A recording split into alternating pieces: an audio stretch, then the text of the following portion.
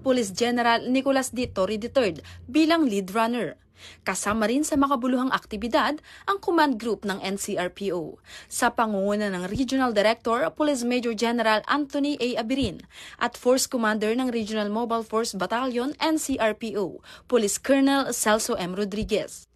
Mula sa 10 kilometro, 5 kilometro hanggang 3 kilometrong kategorya, hindi lamang lakas at stamina ang ipinamalas ng mga lumahok, kundi pagkakaisa, malasakit at dedikasyon para sa bayan.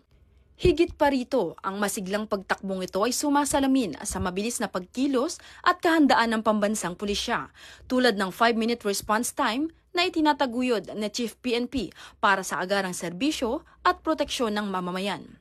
At patuloy itong pinagtitibay ng liderato ni Police Major General Anthony A. Abirin sa ilalim ng kanyang AAA Policy Framework at 5 Guiding Principles.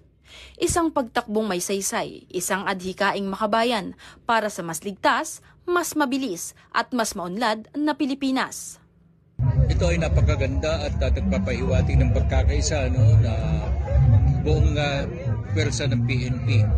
At napakaganda ng ganitong isang event na kung saan makikita natin yung stamina ng bawat isa at kahandaan ng bawat isa. Ito ay preparasyon para sa pagtugon sa anumang responde. Mula po dito sa Parklinks, Pasig City, ako po ang inyong Police News Network Correspondent, Patrol Woman Bungo, alagad ng batas, tagataguyod ng Balitang Pulis.